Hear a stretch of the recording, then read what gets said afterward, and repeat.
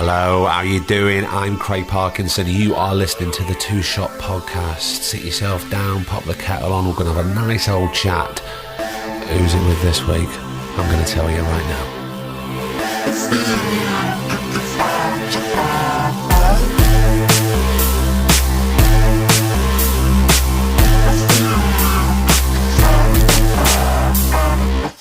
How the devil are you? Are you keeping well? Keeping safe? More importantly, are you keeping indoors? Of course you are. Of course you are, because you're a sensible lot. Well done.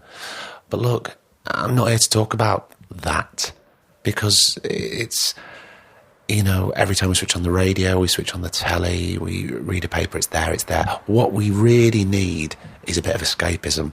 And I can't think of a better way than to delve back into the mind of Mr. Karl Pilkington, who came to see us a few weeks back. But I'll get onto that in a second. Now, I'll be honest with you, it's trying times for all of us self-employed working in the arts. And I've spoken to a lot of other podcasters as well. What we're going to try and do is we're going to think outside the box. I'll be honest with you, right? For the next month, we've got you back. I've got episodes in the bank and they're all cracking, and I can't wait for you to listen.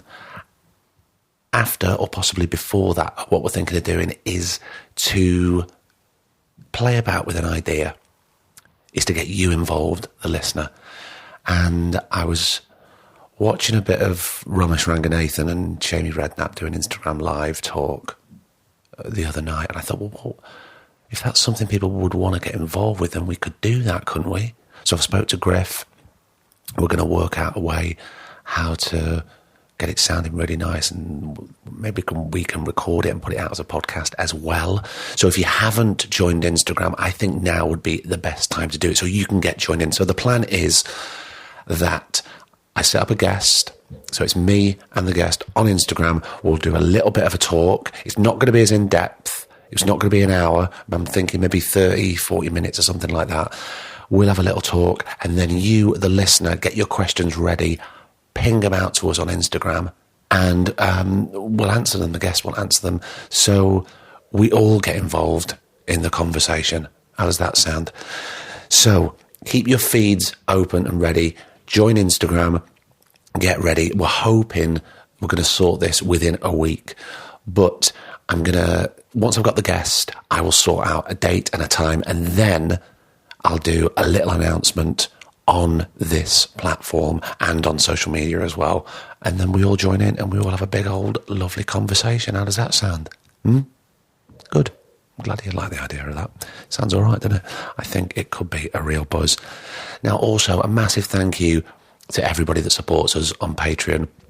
And I'll be really honest, my livelihood's gone. All productions have ceased. They've all paused. I don't know when any filming is going to be happening again. And there's loads of people I know that are in the same boat. But also, friends who run restaurants, producers, theatre directors, stage crew of television and film, we're all in the same boat. So if there's anything that you can do to help us support and keep this podcast going, I understand that it's testing times for all of us, and we've got to really knuckle down. But if you do want to support us, then go to patreon.com/2shotpod and donate whatever you can to keep this podcast going during these testing times. We will try and repay you with some of the best conversations that you're hearing. If you're new to the podcast, this is episode 119. Go back. There's loads. You've got time on your hands now. Stop in. Get up to date. There are brilliant and fascinating conversations, and I'm proud of each and every one. I am. So, get your headphones on. Don't go out. Stay in and get listening. Right. So, I need to preface this episode that I was running late for Karl. Anybody that knows me knows that I am a stickler for time. I really hate being late for people. I feel very embarrassed about it. But I was late for Karl because I was at another meeting on the other side of town. It was chucking it down. Anyway, blah, blah, blah. There's no excuse, Craig. Should have set off earlier. Yes, I know. And I knocked on the door to Karl's hotel when I got there. And he answered the door just in his T-shirt and his underpants. I said, Karl, why? What? He went, oh, well, it was raining, so I had to take my jeans off and dry them. I said, did you not want to put them on? He said, they're still wet. So he waited for his jeans to dry because he didn't want to sit there in his wet jeans. I understand it was just a very comical sight to see Karl Pilkington in his underwear. So this is Jeans On episode with Karl Pilkington from London. And we start off having a nice catch-up because it's been a while since we've seen each other. And Karl poses a bit of a problem. Well, you'll hear. And I hope that by the end of it, we waded through the woods quite a lot. And I think we got a resolution out of it. Anyway, this is the self-isolation tonic we all need right now. It's lovely to have Karl back on. He's an absolute joy. And I hope this really brightens your day. You enjoy. This is episode 119 of the Two Shot Podcast. And it's always a pleasure. It's just great to welcome him back. He's Karl Pilkington. Enjoy. I shall see you at the end. But it's like when you go in from place to place, or you've got to do certain things for work, you don't want to come back to somewhere clinical, and you want to go back somewhere comfy. Yeah. That doesn't feel like a hotel. Have you ever been to Vegas? No. Hotels there. Soulless, massive. I mean, like, I'm not joking, I'm not exaggerating. When I was filming travel stuff and I had to go to Vegas, you could do a 20-minute walk to your room. Really? Seriously.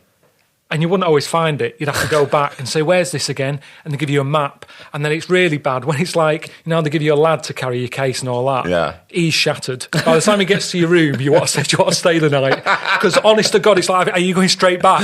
Do you want to brew or something before you set off again? Ridiculous. But I hate it. And I remember being there and I got down to the reception. I went, I've left my headphones in my room. Oh, no. And I couldn't be arsed. I was like, do you know what? Leave them. I'll buy some more. I can't be bothered. I cannot be bothered. That's how big they are. And, they have... there's a lot of deaths and that in the hotels in Vegas. Like, people commit suicide because they've lost the money. And they have, like, special corridors so you can get to every room if they have to shut a corridor off because there's a... So it doesn't go past all the other guests? Yeah. God, and all that, so and they have a special morbid. mob to come in, clean up the blood, and like within an hour, someone else is in the room. It's proper like mad operation. Oh my God! Well, it's just a machine, isn't it? Yeah. But worst place on earth. I can't stand Vegas. It's just. How long were you there for? Did you go? It's always like it was for filming, so I was always there for like maybe 2 nights maximum. But it's enough, and it's 2 just nights too long. Everything about the place isn't me. It's like people off their head. Just mood, you can sense that people aren't happy, they've lost the money gambling it. They go there thinking they're going to turn their life round and it doesn't happen. Yeah. And you go to like a Denny's in the morning, like those cafe, like diner things. Yeah. People just with their heads in their hands, just they've lost everything. And people arguing on the street, it's sick everywhere. It's just, what do they call it? They used to call it like,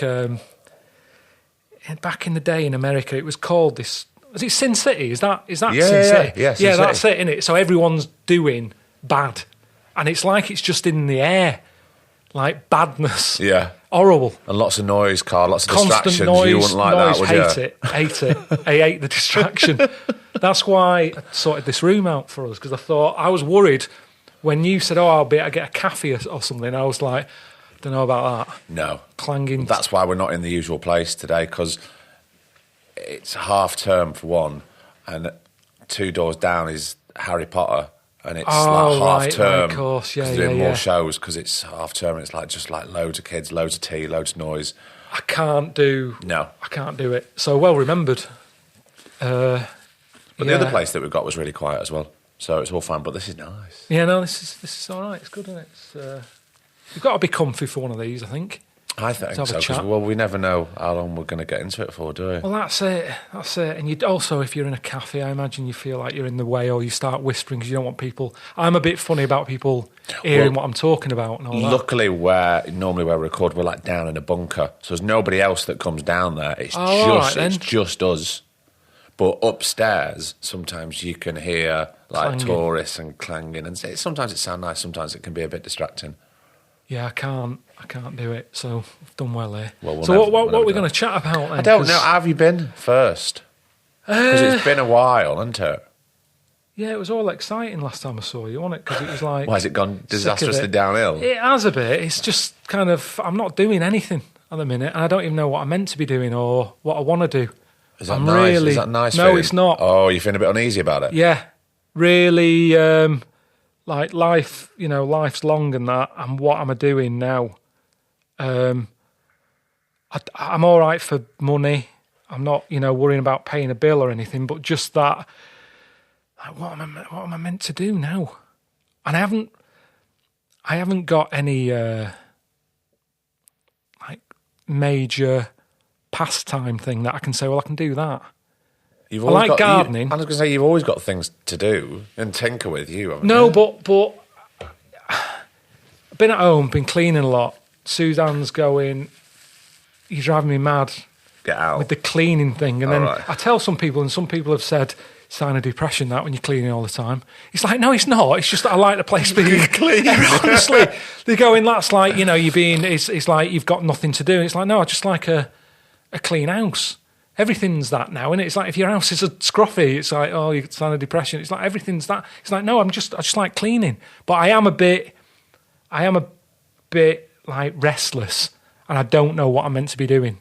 So there's something in you that's going, I need to do something, but I just don't know what it is. I don't know what it is, which is, I've recently had a origami, sent off like an origami set. What, to learn origami? Well, just, because it's something to do, innit? It's like creating something, but it's not a mess. It's not like having paints everywhere and all that. It's just some paper and, create something and then just... you can destroy it after, and you know what I mean? It's just not a big... Do you know what I mean, though? There's loads of hobbies that take up... You've got to buy loads of things and have a special room for it and all that, whereas this is just... I'm a bit bored, let's make a chicken or whatever, and then sort of screw it up and what's it? But I haven't done that. I haven't done it yet. It turned up the other day. It's arrived, though? It's arrived, but he's drying it out because the postman left it outside. It's been pissing it down on it. And it's like, of all the things to leave it outside... Paper. Yeah, but it's like special... It's like thinner paper than normal, and a book with the different things that you do with it. So I'll have a go at that. About yoga, Carl? I keep hearing, that it's a good thing to do because I've got a bad back, but I'm not that good at. Is that your sandwich? Might be my sandwich. Yeah, I know it's you're meant to sort of. What are you having there anyway? What's ham sandwich? Right. Look at that. Oh, Brill, that's fantastic. It's just my sandwich being delivered. It's you're all right. It's fine. Thanks very much. Nice one, that. Do you need the cutlery? No, I'm sure it's fine. That'll be grand. Thank you. Cheers. The yoga thing. I'm only saying that because I started it last year when I was away working. I quite enjoyed it. It's quite hard, though. And you with a group? Before. With a group up? Yeah, but it was only like I started it. In my first class, there was just like 5 women in it who had obviously all done it before. Like they were dead bendy and dead good. And you feel like they're watching you? No, I didn't actually, because I just stood at the back. Yeah. And I didn't feel like intimidated around. I just wanted to sort of keep myself to myself and focus on what I was doing, see if I could get something out of it. Yeah, I'm looking at your face there, and it's filling with dread. Yeah, it's this sort of group stuff. I don't know. Don't you find it odd when you've been on the telly and then you turn up to something like that? Don't people sort of make a fuss? They don't make a fuss. Do you know what I found worse? I don't mind someone coming over and saying hello or asking for a photo. Like, it's just staring. If they're just staring. I'd rather not put myself in that. I'm rubbish with that. I can't get used to that recognition thing. To the point of I'd rather not go to places. I've become a bit. You become a bit Do you ever go through that stage of like being a bit of a hermit and just like, do you know what? I'd prefer to just avoid it. Well, I kind of think that sometimes anyway. When it's nothing to do with kind of being recognised. It's just like sometimes I'm just really not in the mood. Yeah, but that's what I'm saying. So you go out, and if someone comes over and wants to sort of chat and all that, and you're not in the mood, you've got to, haven't you? Because you can't be rude. Yeah, you don't want to come across like a dick. No, and you're never going to see him again. So it's not like you see him again and go, look, the other day I was a bit of a knob. Sorry about that. Let's have a chat now. Yeah, you can't. No. And I liken it to like, you know, before telly and all that, if I went out and you saw someone who you knew, but you weren't in the mood for a chat, and you'd sort of keep your head down, look the other way and keep walking. Like, there's nothing wrong with that person. It might be someone who you know well, but you just want to get on with your day. Yeah. But it's like you can't do that because you don't know who's going to recognise you. You can walk down the street and like someone recognises you, you don't know them, and they just want to get into a big chat. And sometimes just like, I just want to, you know, buy me salt for me soft water, soft note. Do you know what I mean? Yeah. I just want to get on with my day. But it's hard because some people can't. And as you say, you don't want to be rude. You don't want to be a dick at all because you don't want to be. Who wants to be a dick? No one. I would hope. No, well, that's it. But some people just can't read the situation. Yeah, and they kind of want to stay a bit more. I ain't moaning about this. It's one of the things in it because you go, oh, listen to him. No, but I understand it. Yeah, and if it affects you, sort of going out and doing your day-to-day things, then yeah, you just got to pick your times, haven't you? And you know, it just always happens. I mean, I don't have to go out that much. I don't have to go to the pub and all that. I'm not that bothered about that. But just day-to-day stuff, you know, going to home base, I've got to be in there a lot. Like you say, I'm into gardening and that. I'm always in there buying bits and pieces. And someone's always there sort of like, oh, what are you doing in here? And it's kind of like, well, why wouldn't I be in here?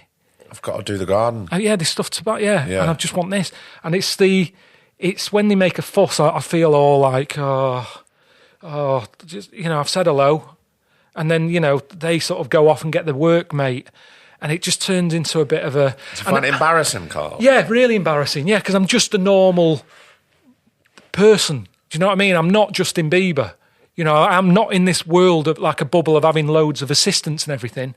I'm nipping out by my patio magic. Do you know what I mean? That's all I want. Yeah. And it's getting to a point where it's saying to Suzanne, it's like, can you go and get it? I'll wait in the car.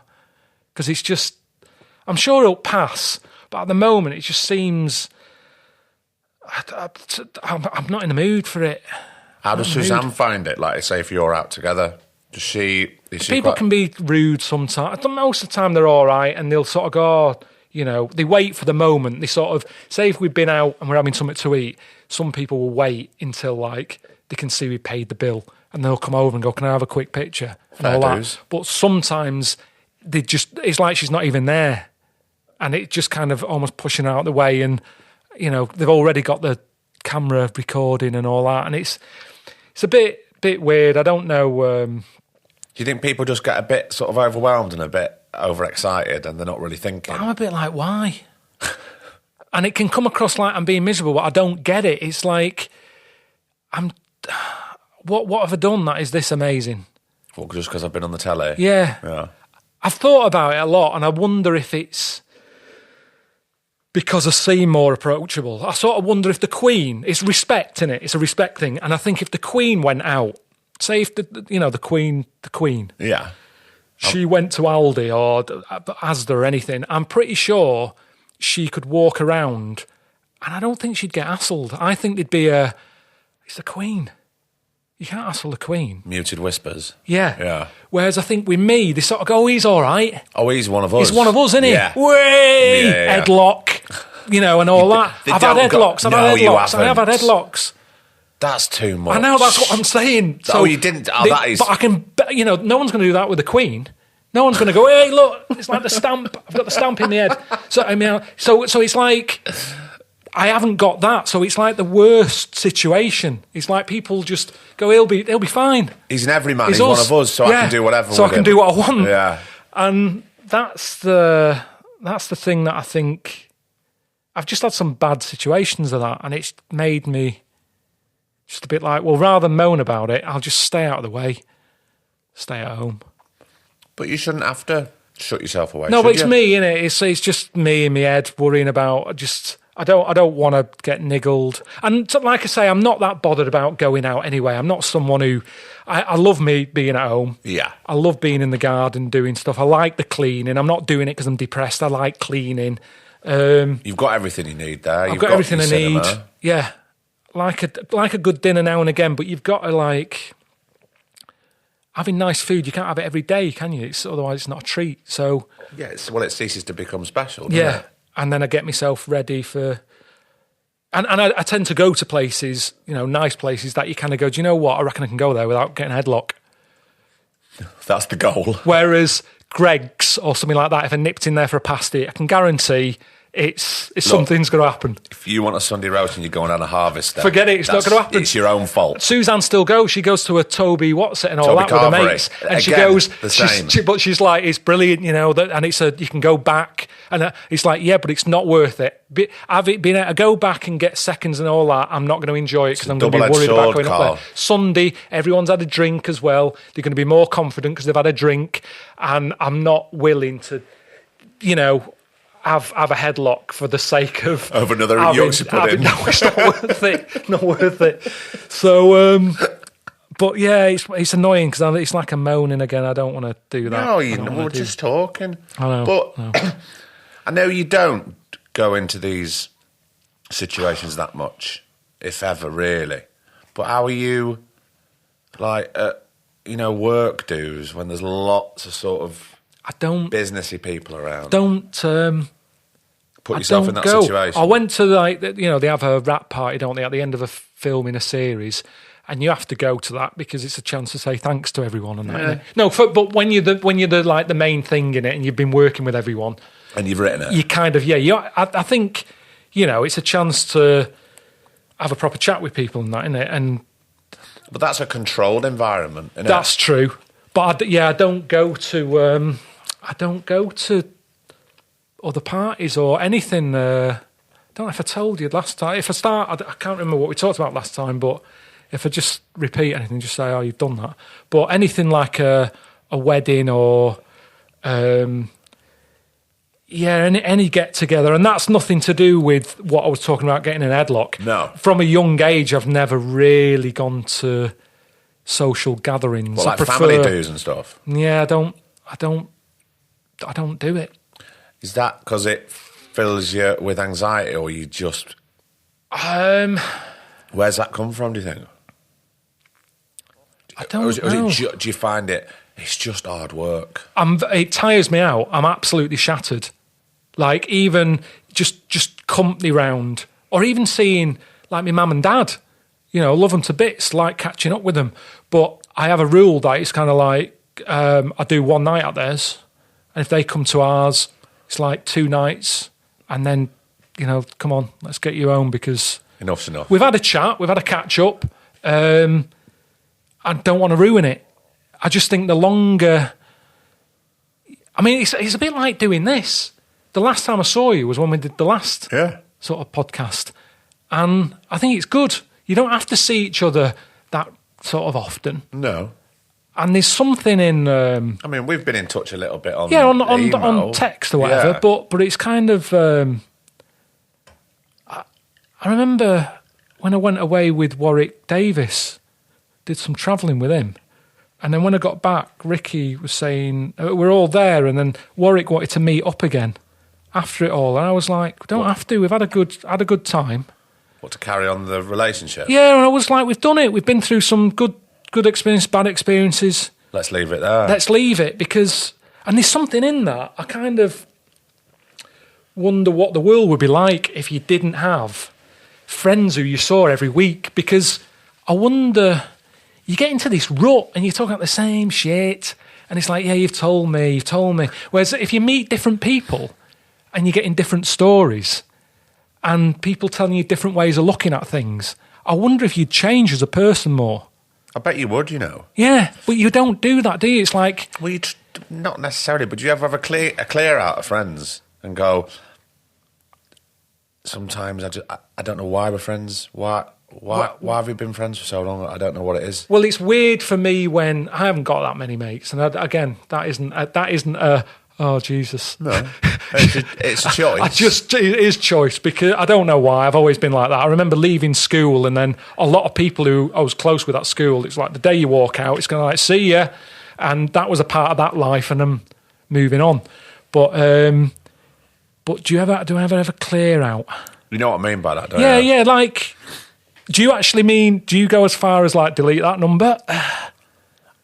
I have done in the past, and only because, that sounds harsh, doesn't it? But only because it's like, wait a minute, we haven't spoken for like 18 months. Now, any sort of relationship, you've got to sort of put the effort in. Both ways, surely. Yeah. And I feel that I've been the one that's been putting more effort. So, do you know what? It's gone. Yeah.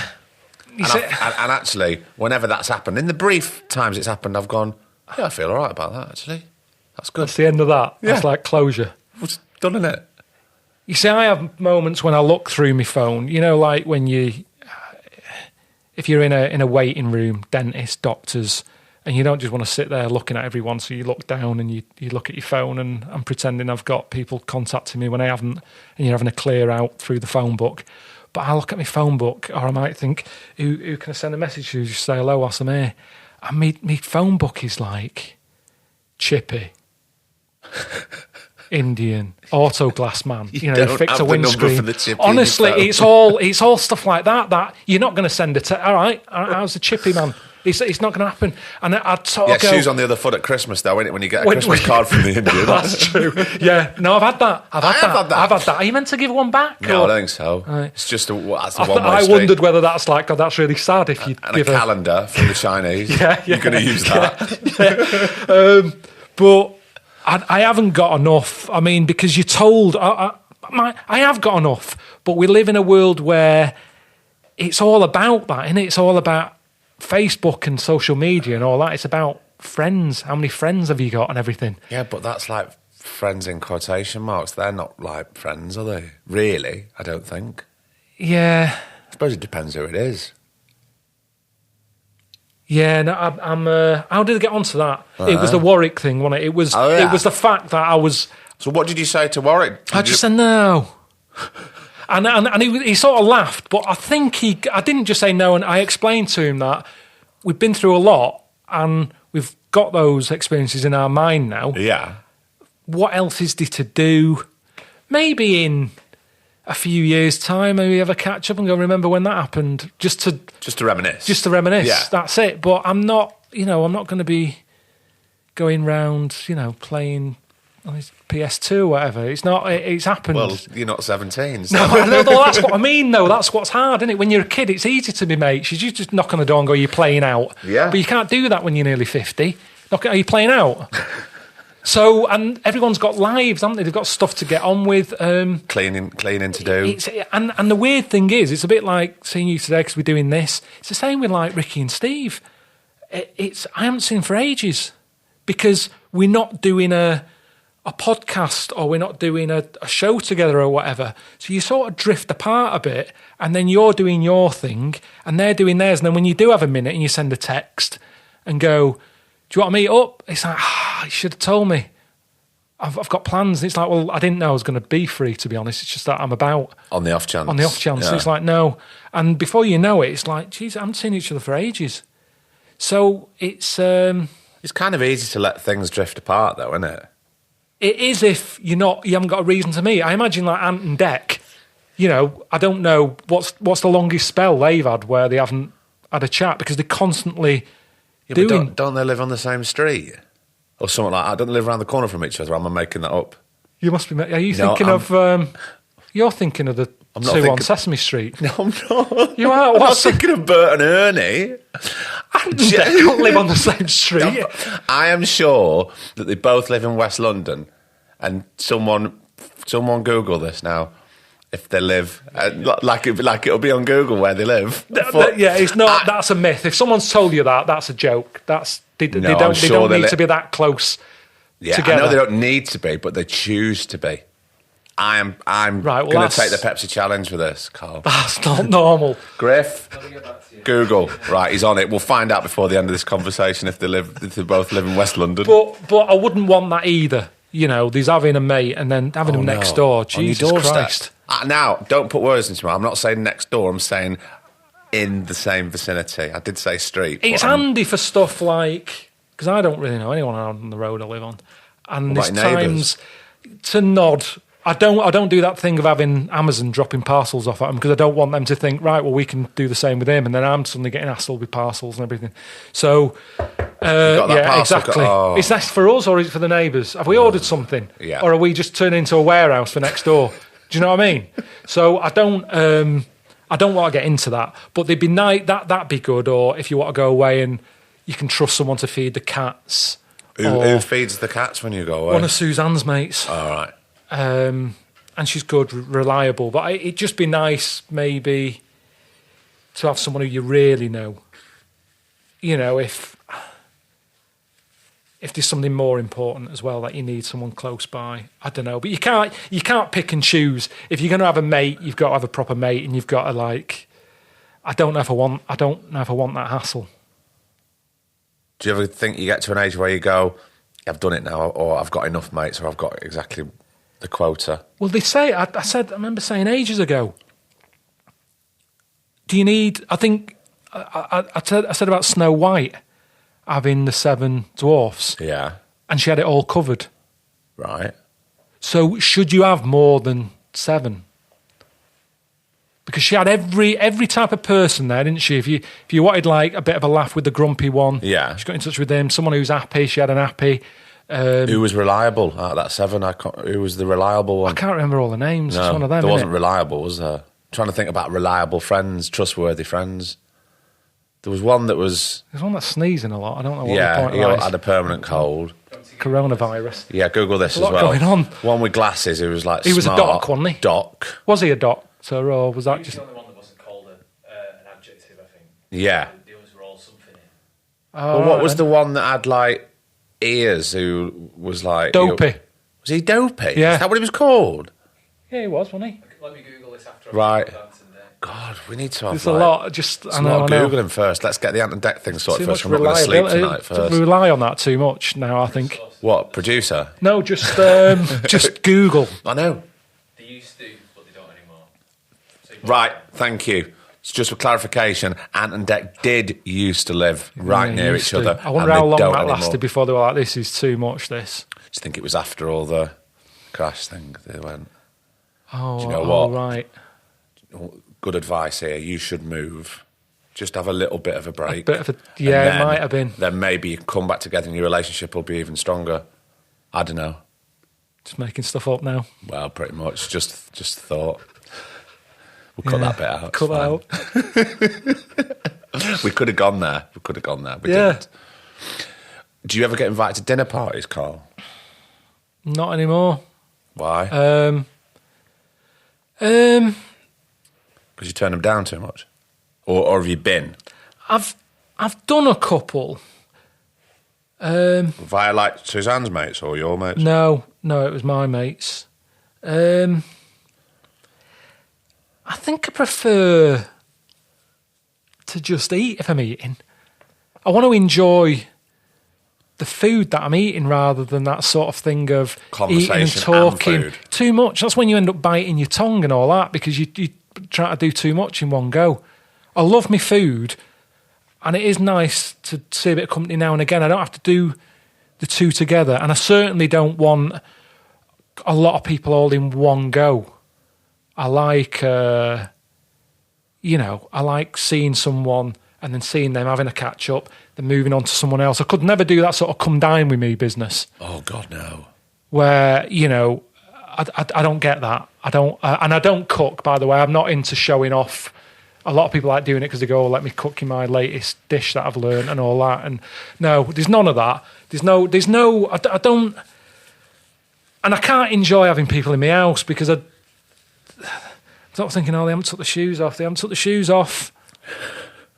But Suzanne's like, you can't, if they don't take the shoes, people don't want to take the shoes off. Some people are funny about But then again, it is your house. I know, and I tell you, things like that. I've you know, when I watch a lot of that, you know, House in the Country and Place in the Sun. People just walk into people's houses that they haven't bought yet, but they're houses in the country for sale. And then they go walking in. They've been out in the country, mud on the shoes, and they go wandering into someone's house. Straight away, I'm like, why aren't they taking the shoes off? They haven't bought it. They haven't bought it yet. It's not theirs. Yeah. And yet, just take your fucking shoes off. And they might not. So I can't enjoy people in my house because even my dad can be heavy-handed. So again, I prefer to make more of an effort and say, I tell you what, let's rent a cottage or something and have like a night together and we can have a drink and a chat, order a takeaway. Keep your shoes on. Keep your shoes on if you want, because it's normally in a cottage thing, it's like stone floor thing.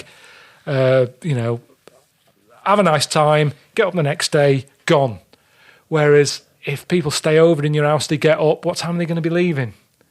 Are they going to be hanging around? Are they going to have a lie-in? Well, this is it. Because breakfast... Yeah. I was in the Yorkshire Dales ages ago, right? And I got there and I said to the B&B woman, I said, oh, what time's breakfast? On a I think it was a Saturday morning. She went, it's between 9 and 9:30. I went... That's not a big window. I said... So not before 9, it's just literally... It's between 9 and 9:30, which is quite a strict window for breakfast. Yeah. So already I'm going to sleep going, I'm scared I'm going to miss breakfast. Yeah. And I wanted to have a nice sleep because I'd been out. I've never heard of a half-hour window for breakfast before. Never. It's full on, isn't it? So hang on. So this is other people are in there? Yeah. So everybody, that wasn't just your window? No. Everybody's dashing down there. Yeah, but you've got to remember how many was there. Let's say there's 6 rooms, but that's still... it could be like 2 in each room. Yeah, exactly. That's a lot of people all to be suddenly at a And when I was fight. down there was 4 other people, and then as I was leaving, somebody else was coming in right on the 9:25. Did they get a look? I don't know.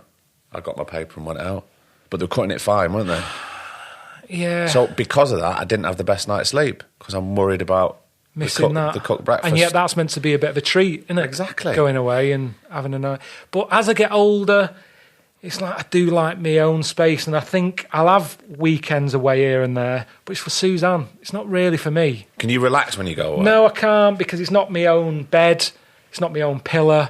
Would you not see it as a treat? Like, For Suzanne, I do. I sort of go, this is keeping her happy. It's something different.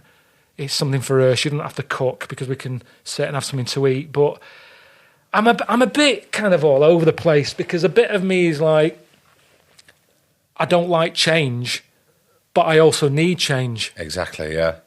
Because it drives me mad when I don't. So it's this weird thing, and I remember having it when I was younger. In fact, I knew that I could never do a job that... Do you know, like back in the old days, you had people who... Whatever job they did for life. Yeah. Suzanne's dad was the same. I think he had like 2 jobs in his life. Yeah.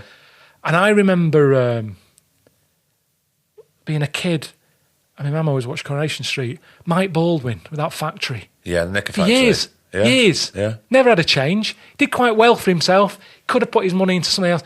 Same factory making knickers. And I always thought I could not do that. I knew even at a young age, I'm talking 9 or 10 here, going, I don't want that. And he's successful. Yeah. He had the leather coat and all that. He always was the posh man with the cigars. Jaguar. Yeah, that's right, the Jag. But I thought I'd rather forgo the Jag and the cigars. The if it's like, and that factory was so miserable. They had that little room, you could constantly hear the machines going. Horrible.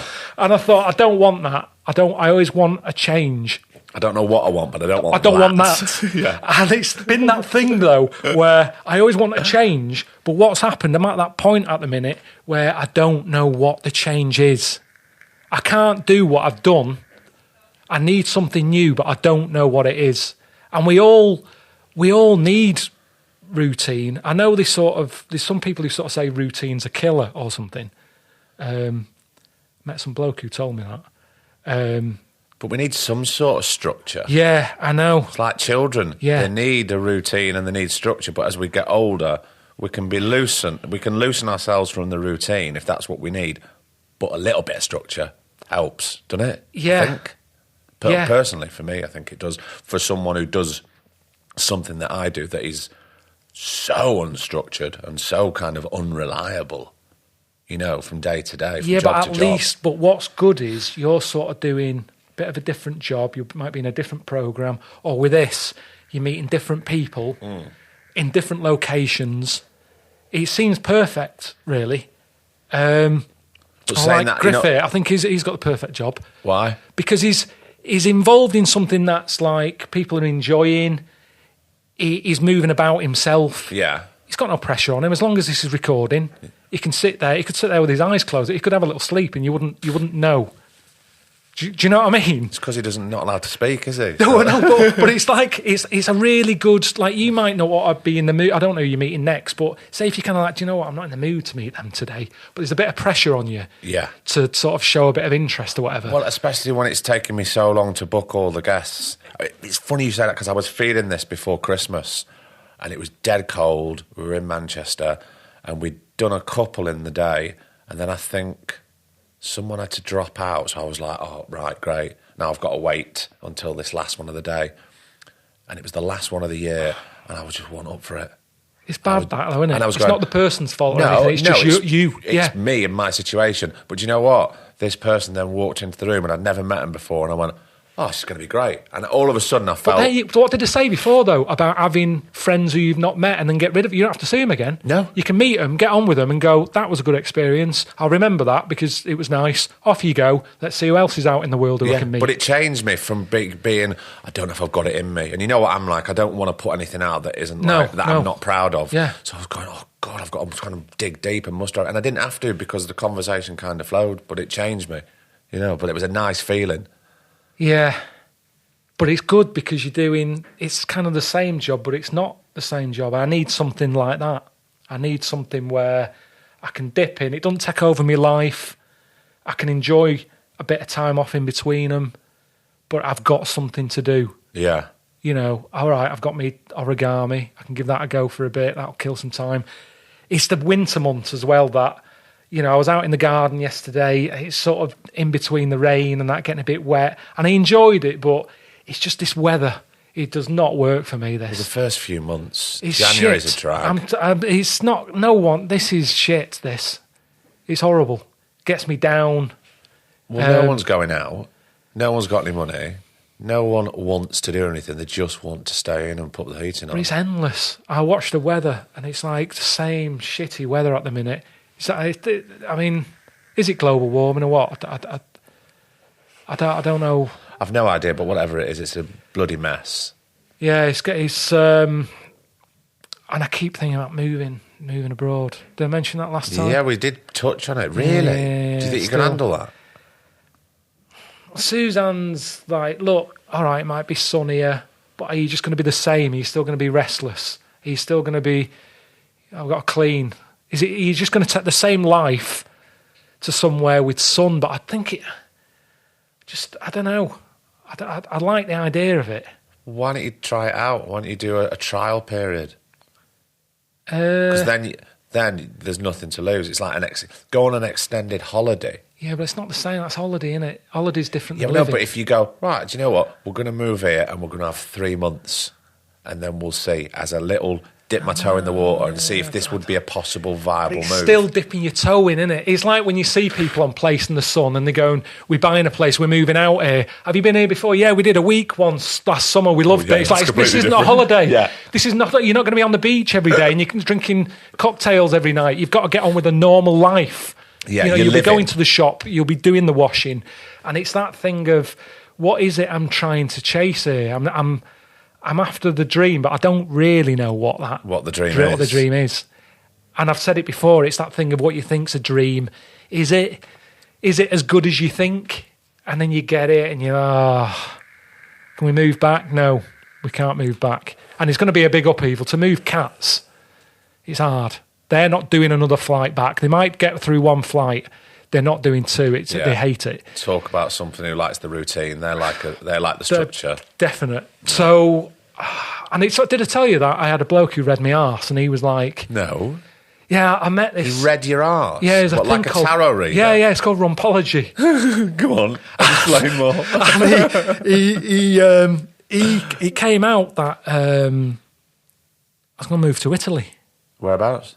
He's not that good. No, he broke it. He broke it down to like the country and that, and it was weird because we talked about Italy. Yeah. And Suzanne wanted to go to Puglia, which I thought was weird. That it's like poo. Right. Okay. Base, but carry on. I know, but it was weird. It was weird. And that's actually quite nice, Puglia, by the way. it is. No. So it's this thing that I was like, he's onto something here. He's definitely. How has he got that? Of all the things that he could have said to us, yeah, it's pretty weird, isn't it? Yeah, that is something that we do want to do. And now I'm sort of thinking, do I really want it? And because that's what I've always wanted, but now I'm a sort of almost taking advice off my arse. Do you know what I mean? It's like, well, it's what my arse wants, and it's a weird thing that which came first.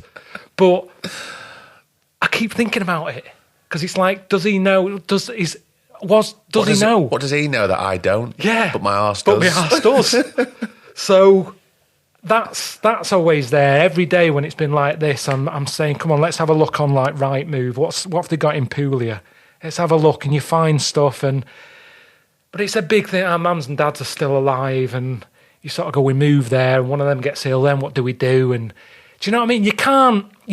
I tell you what, I met another bloke called Daniel Swalo, and I keep in touch with him. I met him on my travels, and he was a bloke who gave up money. He got a bit fed up. He got fed up. He got fed up with life. Right. And he was saying he got a bit depressed. There's too much pressure on. Life's all about you got to make money. You got to make money. Money's the answer and all that. And he just got to a point where he was like, it isn't. It's actually money that's stressing everyone out. And I think he said something like he had, it's American, and he had like, I think he said he had $5 left in his back pocket. And it was even stressing him out what to do with that last $5. Right. So he just put it he went in a phone box or something, put the $5 in there, and he felt really free. He was like, that's it, I've got no more money. So everything goes back to basics. And he found money. He found like food in bins. I mean, you've got to remember it's in America where there's a lot of waste there. And he found that if you went round the back of the pizza place, cold pizzas that people had ordered and then not picked up were put in the bin. So he got pizzas out of bins and they were eatable. I mean, not scraps. These are like nothing wrong with stuff. Yeah. Not even old. So the one we found was still a bit of warmth to it and all that. He'd find clothes in dumpers. He'd move around America, so in the winter months he'd go to where it's warmer. Where was he living, in his car? No, he just lived in like woods and stuff, because in America you can travel, can't you, on a bus for next to now, and he could hitchhike. People would give him money. I don't think he ever begged, but he found that when he told people a story, sometimes he'd sort of go, there's some money to get from A to B. If he told them that he wanted to get on a bus, they'd help him. He said there was always answers there. But he was still using money. It was something, he had it right. It was something like he never asked for it, but if it was offered, he could take it. Right, so he had a strict set of rules. He had some rules, yeah, because I was like, well, hang on, you're relying on people. And he's like, well, not really, no. If people wanted to help, he never actually begged, but it came to him. And I was saying, like, I'm stressing out. We're going to be hungry later. Where are we going to get food from? And he said, you're worrying. He said, the whole point of this way of life is don't worry, because the answer will come. Like, whatever problem you've got, it will sort itself out.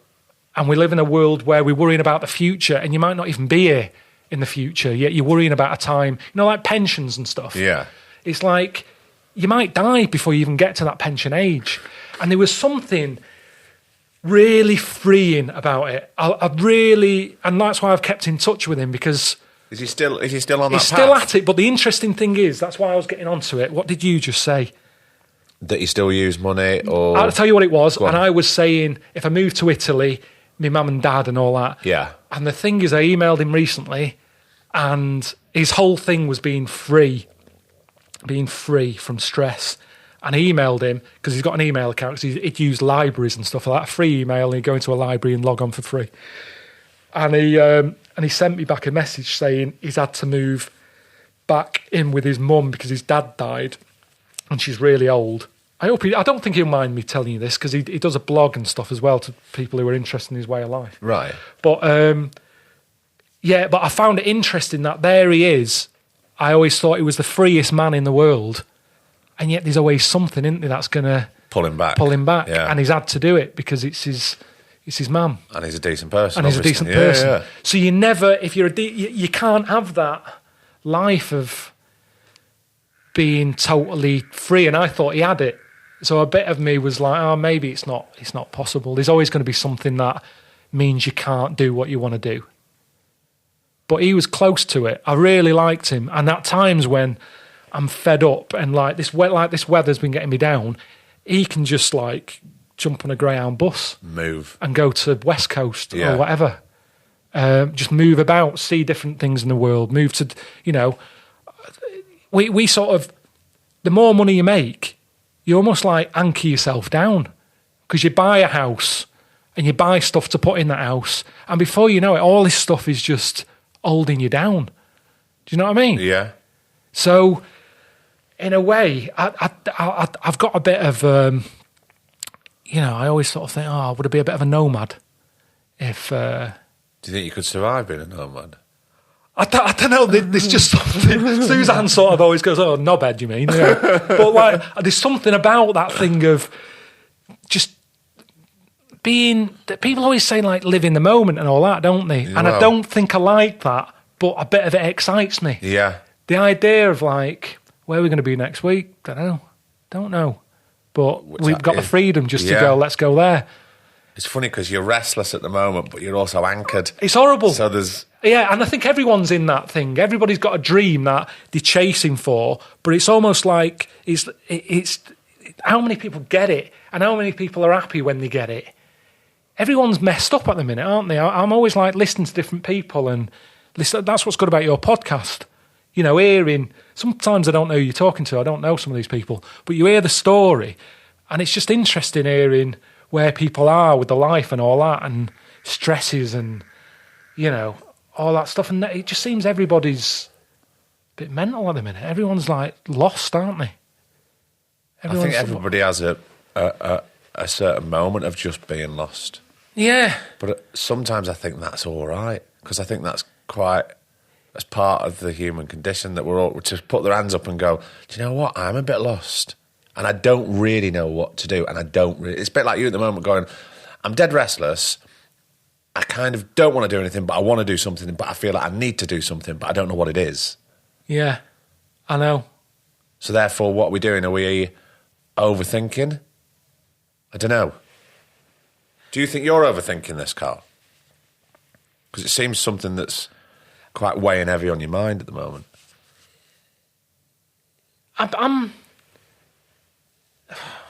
Well, because you get one go at life, don't you? And you want to make sure you're not wasting it. That's the thing. I don't believe you get another go and all that. You get this one go. And I was watching a video the other day on YouTube of Christopher Hitchens, is it? Yeah. Really brainy bloke. And I always sometimes I just like listening to brainy people. I haven't got a clue what they're going on about sometimes, but I admire the way they can just say what they think and it's worded perfectly. Do you know the Stephen Fry types and all that? Yeah. Love that. Wouldn't you love to be like that? Christopher Hitchens. He's like that, but on this video, it's before he died, a couple of weeks before he died. Yeah. And he was on this stage talking, and he still had his brain, he had cancer and that, but his brain wasn't affected. His voice was a bit, but he was so passionate about the stuff he was talking about, and it's right up, he's close to death, and yet he's still loving what he was doing. Yeah. So it makes you sort of watch it and go, shit, he's dying there, and look at him, he's loving every minute, and I'm pissing about here, and maybe Suzanne's right when or whoever's saying stop cleaning. I can do the cleaning, but I need something else to make sure I don't know, I'm doing something worthwhile, I think. I haven't got kids, so it's not like I can say, well, I'm bringing up the kids and I'm teaching them stuff. Do you know what I mean? Yeah. I've got cats, you can't even teach them tricks. It's not like a dog, they just look at you, don't they? So it's like, what am I doing on the planet? What am I doing now? What can I do? And Right. that's the point that I'm at the minute. I don't know what I'm meant to be doing. And there's, like I say, there's Hitchens and all that crowd, Stephen Fry with the good brains. I think it's too late for that. I can't get to where they are. But is that something you aim for? Is that something you want? I would have loved it, honestly, but I can't. As we start, I don't know even if we were recording at the beginning, but when we were talking about me and concentration levels are shit, and I try and watch the news and take stuff in, because it's like, if you know what's going on in the world, you're part of the world. You should know what's going on around you and be able to talk to other people about what's going on. But it's just like loads of distractions. I get told to turn the radio off, like when I'm on the school run and stuff like that. Why? Because my little boy can't handle it. Well, He because goes- of distractions he goes- and noise. Well, he gets distracted very easily, but it's more about the content. He's going, can we not have this on first thing in the morning? He said, What, someone's depressing? just... Yeah. Yeah. He said, why has he just been stabbed? Why is this murder happening? What's the coronavirus? What are you listening to in the morning? That's not... Just that when it comes on Capital the, FM, when is it, it? when What's- it comes what's on the that? news. What, If Radio 4 or something? If it's Or on Radio telly? 4 or if it's on Radio 6, they always have the news on, and he just finds it really depressing. And I'm going, actually, do you know what? You're right. Let's right. just... This is not the way to kick off the know. day, to be honest. I used to be like that. I used to be like, turn it off. But then people go, you shouldn't do that, because it's not good to just... But I do have to explain to an 8.5-year-old Yeah, it's not boy good like, for an what's 8-year-old going to on. know what's going on and why And we someone's been all stabbed know in the head. that an imagination sort of blows so many things out of I proportion. tell you what, though, I'm impressed that he's listening to it, because me at 8 wouldn't be taking that in. Oh, he's a little elephant. I mean, What do you mean? I could be whispering something over here to Griff. Elephants forget, don't they? He's got big ears, though, haven't they? Oh, right, okay.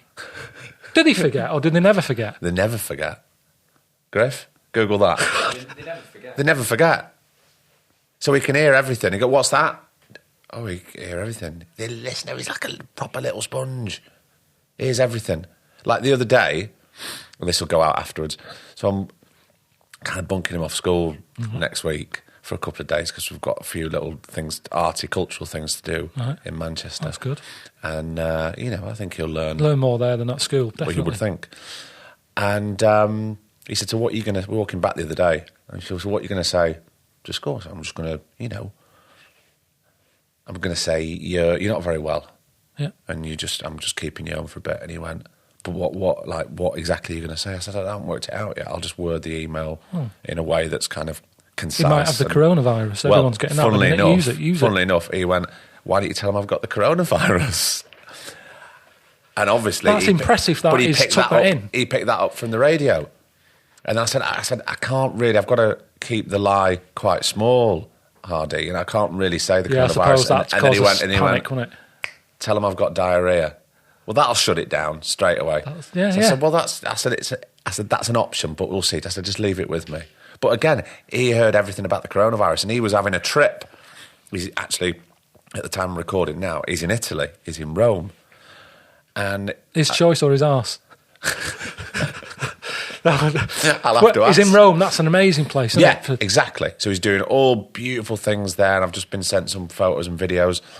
But the day before he was flying, we took him out for lunch and we were just talking, and he was saying, Mum says we've got to have hand wash and all that, and put masks on for the plane. He said, and he got right freaked out about the plane and the coronavirus. And suddenly he shut down. He went, no, because I've heard all about it on the radio about the coronavirus and people that I don't want to go. And he dug his heels in, going, I don't want to go. And I was starting to get a bit paranoid that he was going to have a little freak out about it.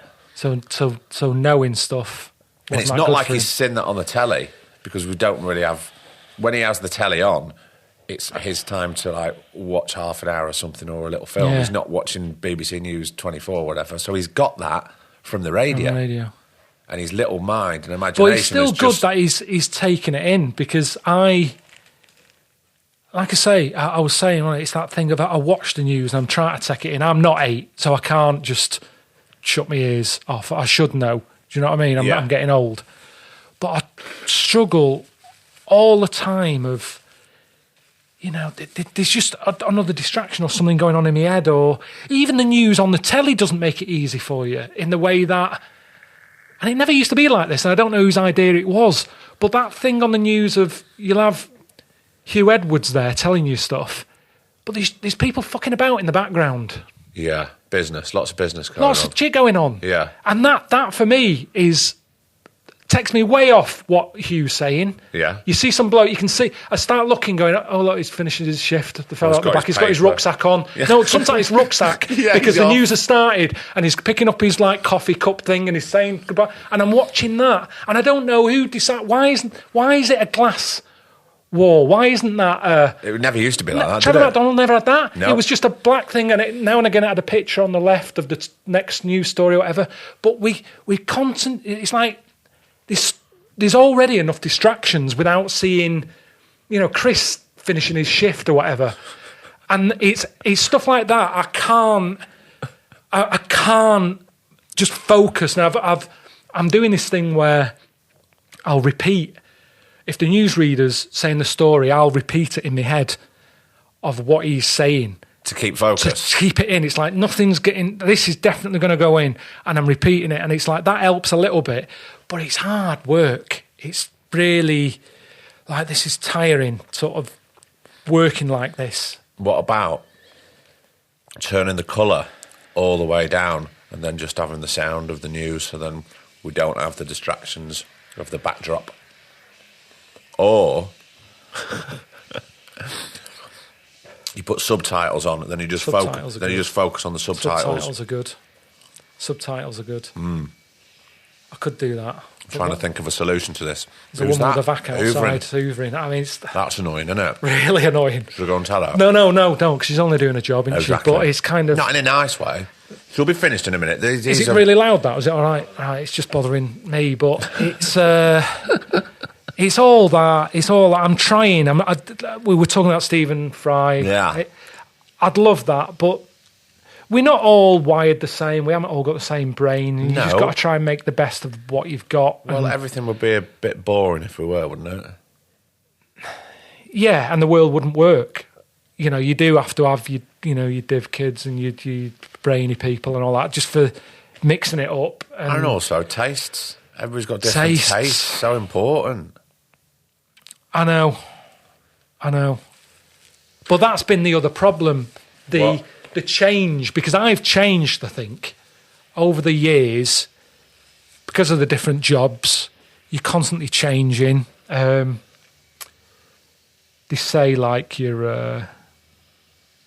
is it every 7 years or something, you're like a different person because your cells are changing?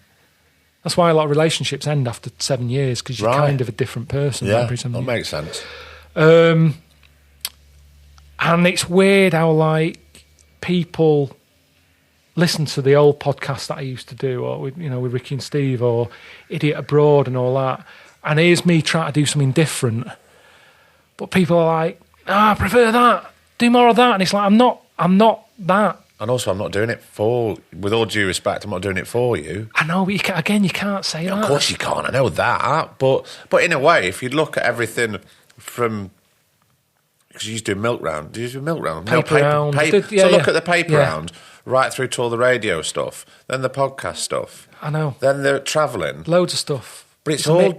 And it's spaced. It's all different. So there's been a constant search. Yeah, and different ages. Things. But people don't want you to... It's like they look at me like I'm Homer Simpson or something. That is this thing that doesn't age.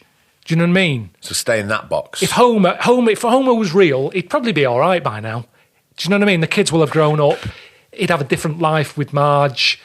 His brain would have changed. He changed as a person, but he doesn't change in the Springfield world because he's a cartoon. Yeah. And I think people look at me like that. It's like, do more of that. It's like, well, I couldn't even if I wanted to. I'm not that person because it's 20 years old, some of that stuff, or 10 years old. And I don't know what you were like 10 years ago, but I'd hope you've changed a bit, because you do, don't you? Very different, I mean, actually, I've thought about that, especially over the last year, and yeah, I definitely have. Yeah. But sometimes for the worse, sometimes for the better. Things just, I like to think for the better, but, that's not for me to decide. No, but that is it, though, isn't it? You do change. I get less, as you get older, I do think you become a bit set in your ways, and as much as you try not to be and try and be open-minded, you do get a bit kind of, oh, I don't like that, I don't like that, I don't want to try that. Suzanne's got some new things, I'm always a little bit worried about trying it. What, in what? Just simple. I'm talking small things. I mean, I was in Marrakesh a couple of weeks ago. We just had a little short break. How do you find Marrakesh? Because that's quite full on. It's really full on. Did you go in the square? The Medina. Yeah. So in the daytime, Got a it's bit one arsey. thing, Got a isn't bit it? arsey with I said to her, look, I'm all up for a bit of sun, because this. You sure that vac is? Why is it so loud? That vac? It's like someone's drying their hands on a Dyson thing. It's so loud for the vac. No, don't tell him. Honestly, quality don't say vacuum, anything. Just as Carl. long as it's all right. I'm just hoping that it's not a big hallway out there. I don't know No, why. it'll be it's- done in 2 seconds. So anyway, Go on, Marrakesh. Marrakesh. I said to Suzanne, look, it'll be nice to get some sun. All right, let's go away, but only for a few nights. That's all we need, a bit of sun. Who picked Marrakesh, Suzanne? She did, yeah. Because it's not that far and it was guaranteed sun. Anyway, how was it?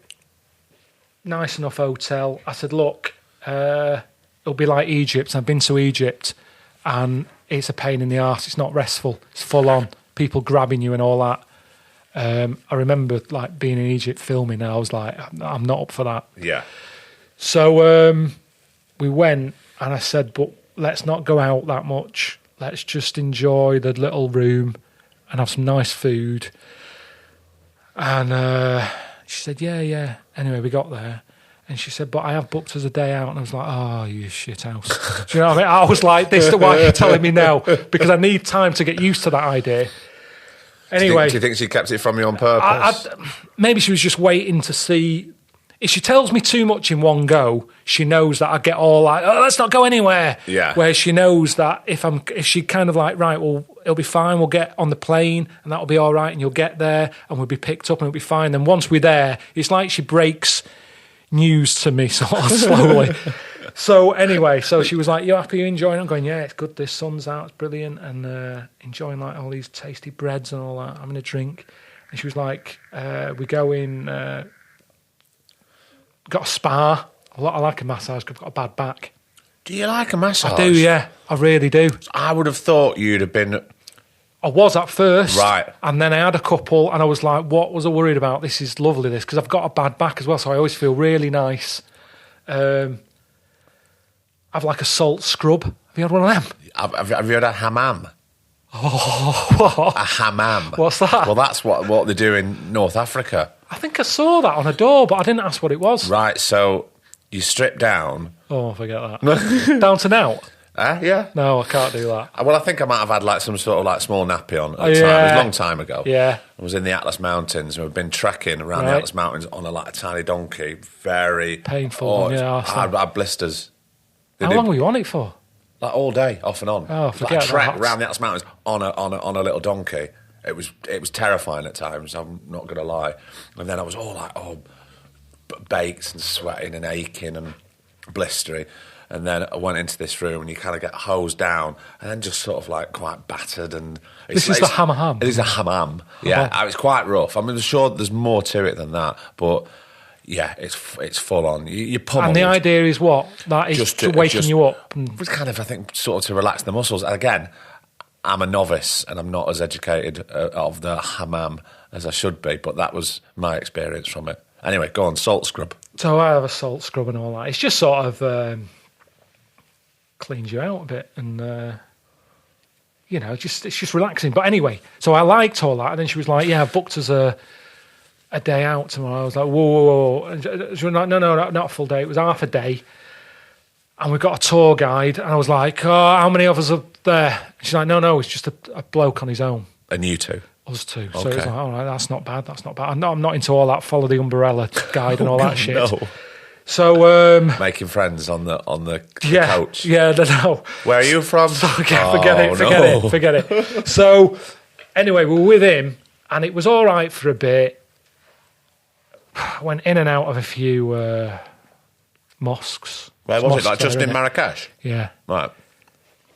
Not that religious, but when you're on holiday, you get taken around churches and mosques and that, don't you? It's kind of like, I never look at these at home. I don't know why we're spending a day looking at these now, but let's go with it. It's a day out.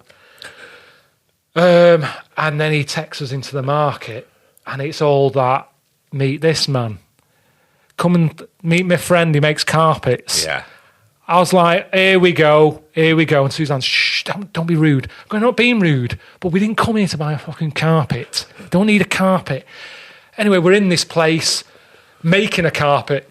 We've got us on this thing making a carpet with some woman, and he's going, all these carpets are handmade, and he's like, not being funny, mate, you've got about 20,000 in here. I don't believe you. And Suzanne, shut up. And I'm going, look how many carpets, it's like fucking carpet world in here. And he's saying his wife made them. And he's like, this is bullshit. This is bullshit. Anyway, she's going, shut up. I'm going, I'm not buying one. Don't get pressured, because we told him, I was really honest at the beginning. I'm going, just so you know, we're not here to buy a carpet. And she's going, don't be rude. And I'm going, no, but I don't, at some point, we're going to have to tell him we don't want one. So I just want to shut that down. And if he sort of goes, they're not buying one, let's not waste our time.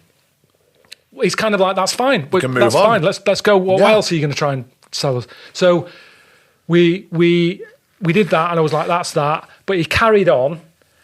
And like I said, in the end, he was like making one and all that. And the fella was going, no pressure, you don't have to buy one. I was going, yeah, I've already told him not buying one, definitely not buying one. They're lovely and everything, lovely carpets, but we haven't come here for a carpet.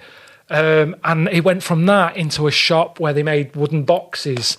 And it's all this stuff. And it's just like, I said to the bloke, I said, no more shops. And he was going, it's our culture. And Suzanne's going, you're being rude. And it's that thing of, why is being honest being rude? We're in an odd place at the minute where I wasn't being rude. What I was saying is, I don't want any more of this. So if there's nothing else to see away from markets, let's go home now. Yeah. I'm not going to ask for any money back, but I don't shop at home. I use Amazon. So this thing of walking around a market, and then what really pissed me off, which is what they do over there, and what I'd say, if I'd say anything here about Marrakesh for people listening, if you go, don't give money to them people who have like animals on chains and shit. And there's quite a lot of that. There's a lot of that, and I spent the next day emailing animal. There's a charity out there called Spanner, and another one called something. Emailing them saying, can't you do anything about this cruelty stuff? Because there was monkeys on chains, and the bloke's really bunging them when you're on your back, and he's trying to get your picture for money. And I was like, it really, stuff like that, I'm shit with, honestly. It really gets me down. So I was sending emails, and I had emails back from these charities saying, oh, it's the culture. And it's kind of like, well, that isn't good. That isn't good culture to keep going. Do you know what I mean? England used to have hanging. That's part of our culture, but we don't do it anymore because we really are, it's not that great. So get rid of that, and I'm guaranteed that tourists would have a nicer time not seeing this. And I don't know if I'll make any difference, but if anything comes out of this podcast today, just don't give these people money, because if it stops, if people don't give them money, then that might end. Do you know what I mean? Well, you'd hope, wouldn't you? You hope so. There's other ways of earning money. I know life's hard out there, but we can do something else. We can, be respectful of other people's culture, but when it affects us in that way, it's not good. It's just, it's also like saying, well, that bullfighting, it's part of their culture, but I don't want to see it. No, and most people don't want to see that cruelty. I keep hearing different things. I listened to a lot of podcasts, and I heard one the other day about someone saying, because I've cut back on meat recently. I've gone a bit flexitarian, it's called. Because I heard things about, the meat's bad and there's cruelty and all that. And then you listen to another podcast and then someone's going, yeah, but it's better to eat a cow than fish because a cow is big and that will feed more people than one fish. And it's like, it's pretty hard to know what the right thing is to do these days. There's an argument for everything. but there's never a good argument for cruelty. No.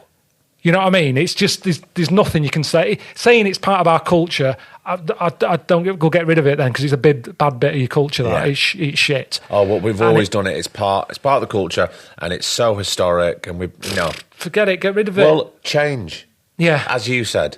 And I've done my bit. We used to have hanging. Yeah, we used to have it. It was fine for a bit, but now we've realised it's not that good. It's not that good. Really work. That. So I spent the next sort of, like I say, day sending a few emails about that, and then it was the. Did he carry on going around the shops after that, or did he cut it off? No, he did cut it short, and then the bloke apologised about the shops, and I was like, look, don't apologise. It's fine, but it's not what we wanted. Of course, we want to see a bit of the colour of the city and all that, but. Shops are shops, and I don't know how many like sandal shops and stuff they've got, but I don't know how they're making money. Because it's like, if you want a pair of sandals, all right, have a sandal stall, but you go down a couple of shops and there's like 3,000 more sandals and stuff. It's like, why aren't they talking to each other and saying, we work together, or I'll sell sandals on a Wednesday, you sell them. Yeah, or have one big one, get together. But it was that and teapots, like metal teapots, and I was just like, I don't want any of this. And so we didn't go out again. Did you not go back into the Medina at night? No, I heard it goes mental at night. We know it all changes. To what? It becomes a huge restaurant with like lots of different stalls. So all that's there in the daytime, all the sellers and the monkeys on chain, that all goes, and in come all the food stalls. So it's like one big sort of floating restaurant in the middle of this Medina. But how long does it take to get an order then? If it's there's loads of little stalls. There's loads of little stalls. So it's stalls. not one massive table. Yeah, it's like a Moroccan street food type of thing. I think I'd just had enough, and I thought there was going to be more of that at night. I thought it'd be even worse because that's when all the tourists are out. I thought there'd be monkeys everywhere and bears dancing, and do you know what I mean? I just was like, I don't want to sit.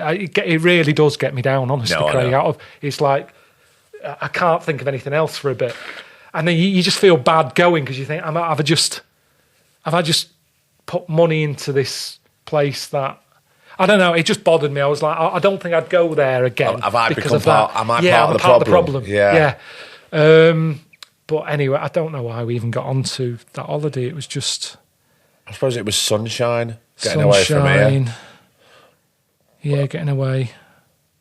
Did you come back feeling a bit recharged, or were you a bit? I was always glad to get back. Good to do, I suppose. Different.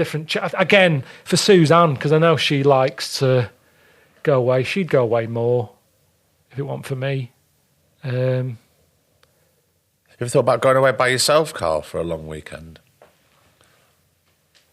God. I'm trying to think of something. I don't want to put it in the category of well-being. On my own? Yeah. Without a phone. And just going somewhere like... I went last year to Copenhagen.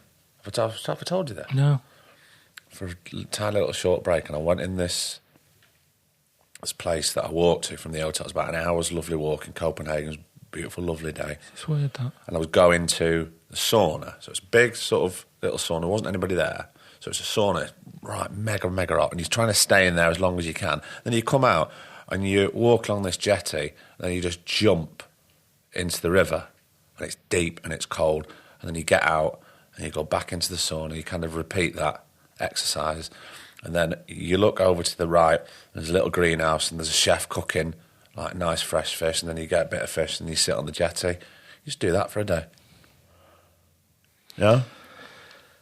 It's, I can't imagine that would entice you, but I'm just telling you, I suppose I was quite open to it, but I never thought about it before, because it wouldn't really be something that I would do. But I really enjoyed it.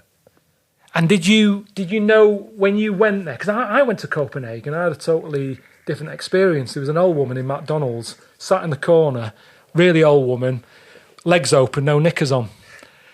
And it was horrible. It was and it sticks with me, that, and I'm pretty sure that was Copenhagen.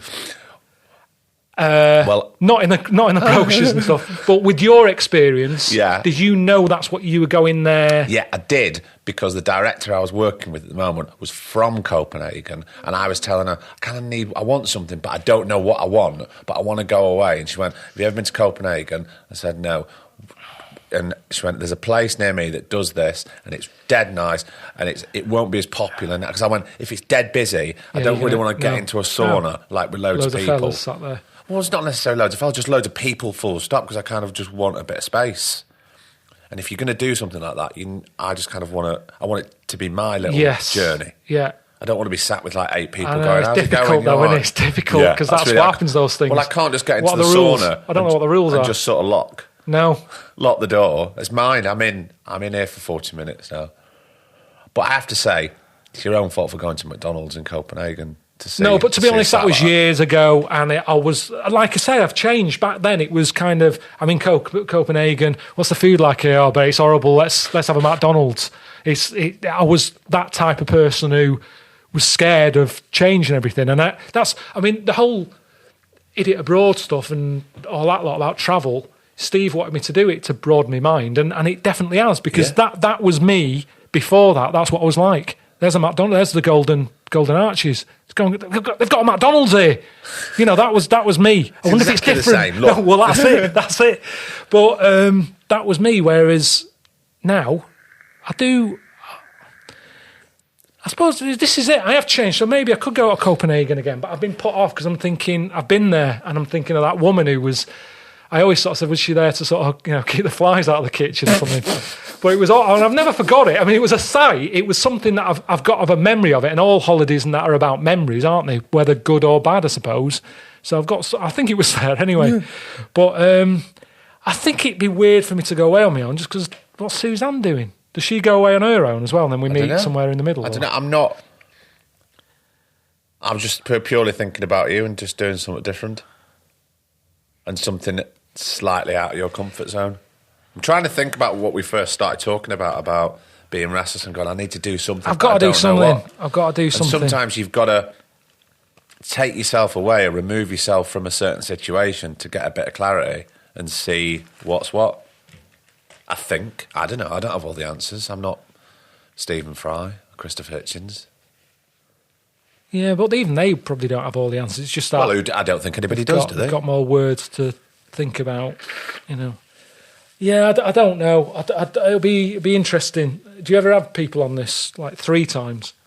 This could be like 7 Up. You know that programme where you catch up and see what's happened? Well, I don't know what's round the corner, if we'll move to Italy, what work. I mean, I haven't got any work planned at the minute. I sort of...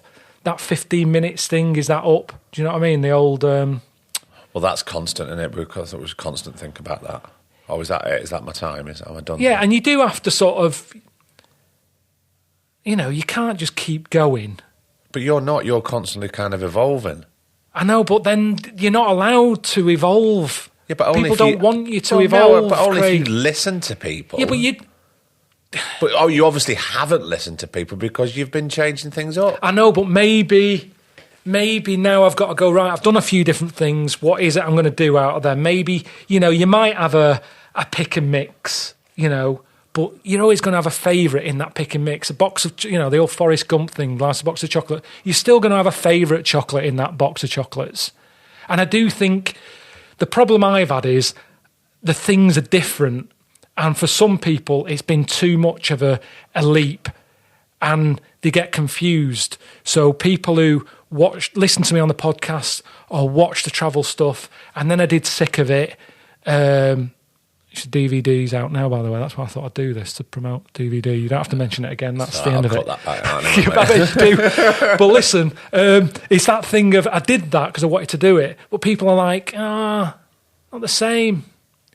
It's not the same. It's not. Well, no, of course it's not the same. I know, but you can't. You're not allowed to move about. Does that frustrate you? Yeah, it really pisses me off. Because, like I say, I am changing. Yeah. And I want to have a go at something new. But at the end of the day, it is the people who you sort of, your fan base or whatever, who... Watch the stuff. So you can't just do what you want, can you? You've got to, stick close to what you've built, unfortunately. And they're right. They are right. When you change, you can only do little changes, I suppose. I suppose the podcast to the travel thing was sort of similar, but the next leap is like, and I tell you, we were talking about Vax before. Is it James Dyson? Yeah. If you think about him, he's the vac man, isn't he? He's the vac man. And he had a change recently. He went from the sucking to the blowing. No, he went from the vacs and now he's moved into air dryers.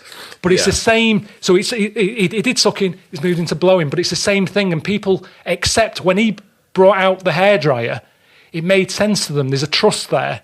There's a trust of it. He's the vac man. He was known as the vac man, the good vacs. What's he doing now? He's the vac man. What's he doing? He's doing something new. What's it? Oh, it's hair dryers. Oh, that's still air. He's still air. He's electric and air. So they believed it. Do you know what I mean? They trusted him. He's keeping in the same ballpark. Yes. If he brought out a fucking popcorn machine, they'd go, boo, get back to air, get back to the tucking, the blowing. Wouldn't they though? Honestly, he's so hard, Craig, to move on. He's so hard. And that's what's happening at the minute. It's kind of like, I'd quite want to do something new, but I know that people are going to be there going, oh, just do that again. So a bit of me is like, right, well, I can't do that again because I've done it and I've changed. So maybe I've just got to stop. And maybe I've just got to go, my 15 minutes is up. Yeah, but we've already established you can't stop because you've got to do something. And I'm not ending this podcast till we find out what it is. No, but there isn't anything. There isn't anything at this moment in time. I'll have a go at my origami. And maybe it's not work, Craig. Maybe the work's dried up. Maybe I've just got to do something. Yeah, but the thing is, you've more or less always created your own work, really. In a way. Yeah, I know, but maybe that's it. Maybe I've milked everything dry of what I can do because I'm not. It keeps cropping up. You Stephen Fry or whatever. I can't do anything, and I'm even limited. Do you know during promotion and all that? Do you ever have to do much of that? Yeah. Well, I was thinking about it because I heard you a lot doing the promotion for I'm shit at it. Series 2. You're actually not. I am. Because I remember how much you didn't really like it during the first series. Yeah. And then, see, the thing about you is on promotion, you kind of talk about it a little bit, and then you go off on another tangent, which is great for you because you feel more comfortable not talking about it. But then I'm told, don't do that. Yeah. Why did you talk about that? You didn't even talk when about you're on with such a thing. Keaveney? Yeah. Because it's like, because you've got a nice history with Sean. Sean. Yeah, so it was nice, just chatting. It's just chatting. Yeah, but that's a big part of the job now. No, I know. And I don't do social media. So if you can't promote what you do, people are kind of like, do we want him to do anything new? Because he doesn't really promote it. I kind of put stuff out there and hope they find it. But there's so much stuff now that if you're not some sort of gobshite who never shuts the fuck up on social media, then you don't stand a chance. Because no one knows you've even done anything half the time. Do you think it's just saturated? Because there's so much. Well, look, it's just that the world's different, that everything is on demand and there's so much of it that how does anyone know what I'm doing? But the way we talk about us changing, like over 7 to 10 years and all that, the way we consume telly, different. Completely changed now. No one's going, I'm going out, but I'm going to tape it and then I'll watch it when I come back. It's right, it's on a list. It's on a list of things. I might not get to it in 6 months. Think about before taping it, when it's like, Thursday night, Dallas is on, Who Shot JR? It was everybody was it, and I wasn't a big... But do you know what I mean? That sort of a thing that everybody was like, it's tonight. But those things, none of that's left. I don't know who coined the phrase water cooler moments. Yeah, that's right. But they're a thing of the past now. I don't know what no one's all together watching it, and there's no 25 million people watching at 8:30. But it's just spread out. No. So I can't... Yeah, I'm not good at that side of it. And I think that is part of the gig these days. Did you not feel more settled second time around, though? No, I can't do it. Honestly, they say, can you go on chat shows and stuff? And, I like this. We sat in a room. We're having a chat. There's no audience. Didn't you go on this morning? This morning was... How was that? That's not bad because I've been on there a lot and they're always sort of decent and there's not loads of people. I can't do anything with a crowd. I cannot do a crowd and I don't even know why there is a crowd to these things. Because I think it... In fact, you've done chats in front of a... Do you think that when you do a chat with someone in front of a crowd, do you think it's as good as when there's not? I don't know. I used to find it quite uncomfortable because I used to feel well, my focus is there to the host's there. Yeah. But then there's loads of people out there watching, so I don't really know what to do. Do I play it here? Do I play it out there? I just want to... That's what I don't like. And no chat show is real anymore. It seems to all be like about a laugh. It's all about getting a laugh. You know, Graham Norton, it's a massive show and everything, but it's kind of, what's your anecdote this week? You never, like in the old days of Parkinson when it was a chat. Yeah. That doesn't happen anymore. Or even Wogan to an extent. Wogan did the same thing quite early, but it could be quite serious. And, I mean, there might have been, was there an audience on Wogan? Yeah, I think there was an audience But maybe on Wogan. now, if there's an audience... It's like they're there to whoop. And But there was an audience on Parky as well, if I remember right. Yeah, there might have been, but it wasn't. But again, as you're saying about change, completely different style of show. Yeah. To like something, even, I don't think there's an audience for the one show, but I don't really know. No, it's kind of, right, thanks for coming. You got 2 minutes, tell us a funny story Give us or your something. anecdote now. Yeah, and I don't care. So I can't do that sort of thing. But did you feel more settled filming Series 2 than you did to Series 1? I'm never settled, and maybe you shouldn't be settled. People have told me that you shouldn't be comfortable. You should always be on edge. It's how you get the best out of you or something. But I don't know. I wish I could enjoy some of it. When we weren't filming, I was worrying about the next scene. When we'd finished that day, I'm worrying about the next day's stuff. When I'm doing it, I'm worrying if it's good enough, if it's making sense. And because you've got that chance to, can we do it again? Can we do it again? I'll keep wanting to do it again. There's no time or whatever. So it's,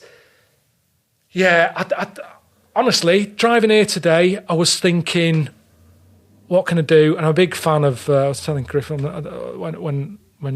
before you turned up, big fan of like Challenge TV. And I love watching Bullseye. And I was like, could I do that? Could I do something like Bullseye? Could I bring back Bullseye? You could. And then I was like, but I don't want the live audience there. Does that programme have to have a live audience? What are they there for? Well, going back to Change again, they did have a live audience. Let's bin the audience. Bin the audience off and just keep it about... So that makes it cheaper anyway, doesn't it? Because you don't need a big studio. Don't need a warm-up. You don't need a warm-up. You don't need... Maybe even people will be better at the darts because they haven't got a crowd of 50 people watching. There's no need... I don't understand. A lot of TV shows have audiences, and I don't know why they're there. And part of that annoyance is because I'm going, I could do that show if they want an audience because it's putting me off. But Tipping Point hasn't got an audience. Hasn't it? No. Just Ben Shepherd, the 3 or 4 people, put well done, you've won 10 grand.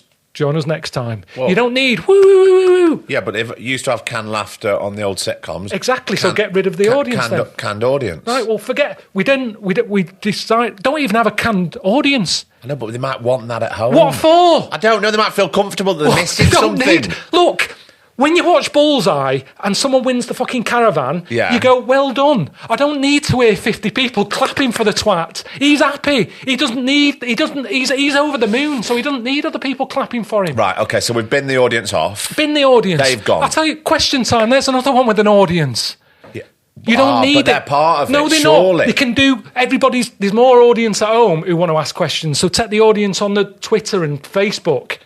Why are they sat in the audience? And some people don't even get answered. They sit there all night, ask a question, and Fiona Bruce goes, yes, good point, thanks for that. And the bloke in the dungarees and the glasses. True. It's like, well, what was he there for? Yeah, but then again, if we're doing things on social media, the questions are going to be very limited because there's only a certain amount of space that they can ask the question. But then again, you're going to come back to me and say, well, what about the email, Craig? And I go, yeah, all use right, that. Exactly. Point, yeah. And how much time is wasted with... keep clapping and all that. So get rid of. Are we just doing audiences in general? Are going in the bin? Tell me what show needs an audience. I'll tell you what I found out the other day. Speaking of audience and warm up, do you know University Challenge used to have a warm up man for the audience? A warm up man audience, to sort of hype up the audience for University Challenge. Of all shows. I don't get that. I don't get it at all. Because they're not going mad for anyone, are they? But when... Whether they still do or not is another matter. But I do know, you know Ted Robbins, don't you? Yeah. Yeah, Ted Robbins. He was the warm-up. He was warm-up man for University Challenge.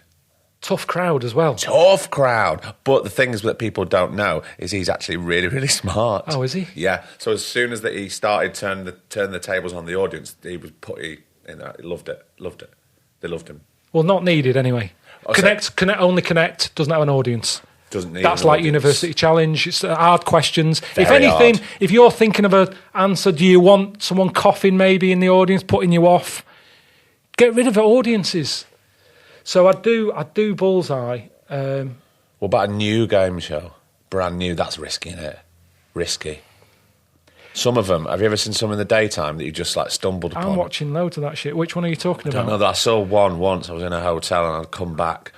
I think I was on Splits or something. I was trying to get to sleep. Couldn't put the telly on. Always a bad move. And there was one about bowling that you had to sort of bowl. So you can't play along at home then? With that? No. Well, unless you've got a Yeah, 10-pin bowling that's house pointless. in your house. Pointless. Yeah. Pointless. No, I like the teching part thing. Tipping point is good and quick. Pointless have an audience. Don't like it. Oh, why? Don't know. You do. No, I don't. Honestly, I don't. I'm not, and to be honest, and I tell you how much I don't like it. I know it's on because it's on after Antiques Road Trip every night, and the music always starts. I always hear like 5 seconds of the music. It's like turn it off. So it's not even as if I like, oh, I'm not in at that time. I actually go out of my way to turn that off. I'm not a fan of it. But I didn't mind his other one he did, House of Cards. Is it Richard Osman? I haven't seen it. House of Games. House of Games. Yeah, no, that was no. all right. But anyway, we're just talking about telly here now. The point is, I don't know. We're going to bring back Bullseye without an audience. That's the point, Carl.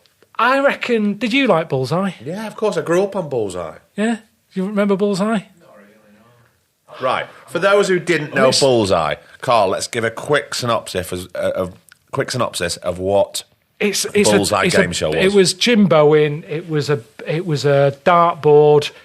2 of you got invited on, like only a friend and a what's it? There was one was a thrower and one wasn't. One was the knower. That's what he used to say. That's what he used to say. Right. It's like, so your knowledge.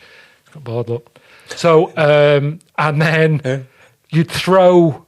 You try and get the most sort of points round the dartboard, and whoever scored the most got to answer the question, and then points make prizes, sort of thing. You get pounds for points. That's something else. That's Price is Right or something, was it? But it was your cards right. It was points. No, but it's still the same. Pound. I'm sure it was pounds. Don't cross the streams with the But catchphrases, watch it. It's Carl. constantly You on know challenge. it was out the black in the red. red. Nothing for this game for 2 in the bed. Here's your BFH, whatever, wasn't it? Bus fare home. BFH. That's right. Yeah. BF. Yeah. There's loads of catchphrases.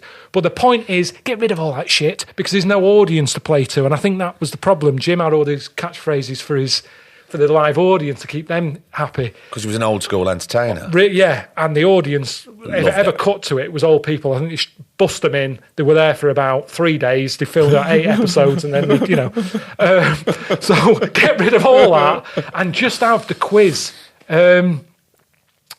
They're not going to change it. It's not going to happen. But that's how my brain's working at the minute. It's like, what can I do? I haven't done that sort of thing. Do I even want to do it? I loved Bullseye, but just because you watch something doesn't mean you want to present it.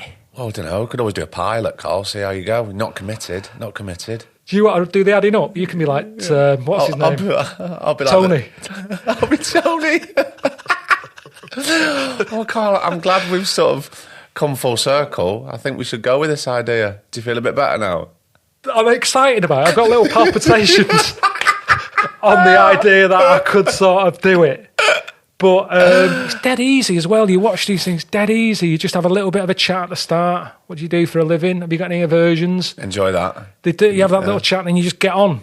And it's, you don't have to play to the crowd, Carl. They're not there, are they? That's it. And you don't have to sort of pretend you're gutted if they lose either, because, you just you had a go. Here's what you could have won. Never mind. You're keeping See that you next catchphrase, week. are you? I think so, yeah. I think so. But who knows, Craig? Next time I see you, who knows what Well, we'll see what happens in part 3, Carl. It's But, got to have something to look forward to. Well, thanks for coming back for on. some reason to leave the house and come and see you. And come to a nice hotel. Yeah. Well, cheers, Good one. mate. Lovely to see you. Good to see you. Take it easy. Good luck with it. Love it. Cheers, mate.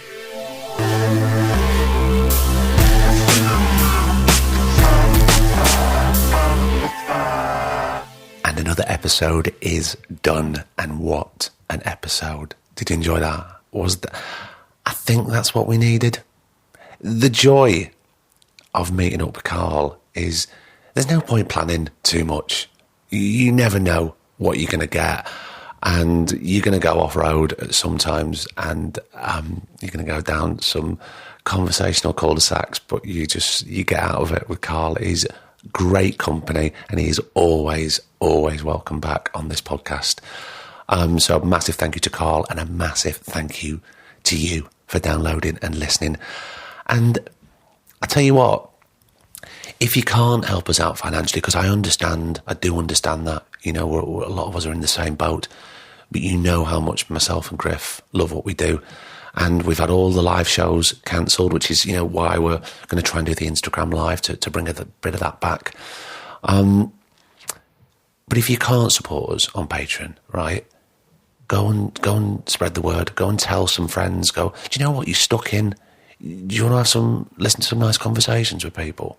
I mean, you'll have to dress it up a bit more than that. That doesn't sound very interesting, does it? But you'll probably know what to say better than me. Saying somebody who never shuts up. Yes, I know. Speaking of shutting up, I'm going to do that now. What I want you to do until next week, look out for the Instagram Live time and date feed that's going to come through. Just be a little announcement to tell you. Join Instagram, and when I've got a guest sorted, I will let you know. Until then, stay indoors, stay safe, stay sound, and do look after yourself. And thank you again so much for downloading and subscribing. I've been Craig Parkinson, indoors. He's been producer Griff, also indoors. And this has been the Two Shot Podcast. You take care. The Two Shot Podcast is presented by me, Craig Parkinson, recorded and produced by Thomas Griffin for Splicing Block. Our brilliant music is courtesy of Then Thickens. Cheers.